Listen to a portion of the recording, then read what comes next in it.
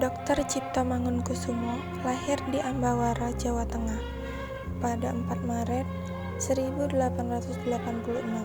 dari keluarga priayi Jawa. Ia bersekolah di Stovia di Batavia yang merupakan sekolah kedokteran bagi kaum pribumi. Setelah lulus, ia tidak hanya mengabdikan dirinya sebagai dokter, namun juga memulai perjalanan politik dan perlawanan terhadap ketidakadilan kolonial.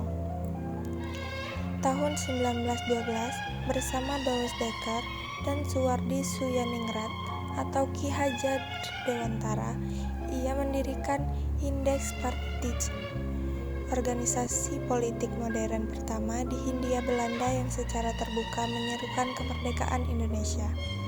Pandangan politiknya yang tajam dan kritis membuat pemerintah kolonial Belanda merasa terancam sehingga Dr. Cipto berkali-kali mengalami pengasingan termasuk ke Banda Neira. Meskipun diasingkan, ia tetap produktif dalam menyuarakan semangat nasionalisme melalui tulisan dan surat kabar. Hingga akhir hayatnya pada tahun 1943, Dr. Cipto tetap menjadi simbol perlawanan intelektual dan moral terhadap penjajahan. Gaya kepemimpinan Dr. Cipto Mangunkusumo. 1. Ia berani mengambil resiko. Dr. Cipto tidak takut menghadapi tekanan dan ancaman dari pemerintah kolonial. Ia menyuarakan kritik tajam terhadap ketimpangan sosial dan rasisme sistemik di Hindia Belanda. 2. Ia kritis dan rasional. Sebagai pemikir yang tajam, beliau selalu menggunakan logika dan argumentasi dalam menyampaikan pendapatnya. 3. Mengabdi kepada rakyat.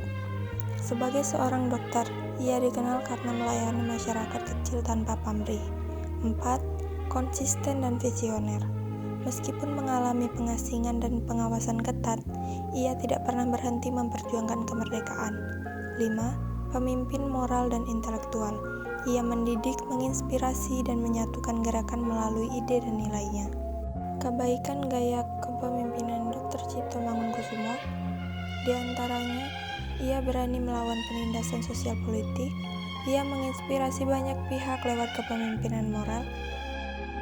Gaya kepemimpinan transnasional terbukti meningkatkan kinerja tim di institusi seperti RSCM. Kekurangan gaya kepemimpinan Dr. Cipto Mangunkusumo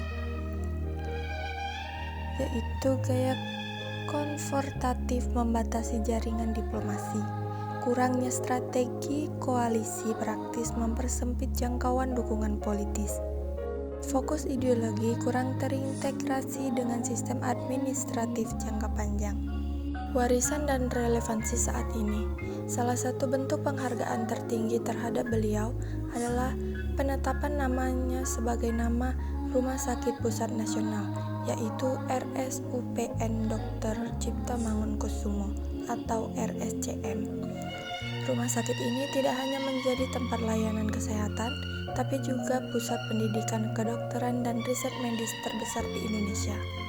Warisan perjuangannya tetap hidup dalam semangat para dokter muda, aktivis sosial, dan pemimpin bangsa yang mendalam integritas serta keberanian beliau. Dalam konteks modern, nilai-nilai kepemimpinan beliau sangat relevan untuk membantu pemerintah yang transparan, adil, dan berhak terhadap rakyat.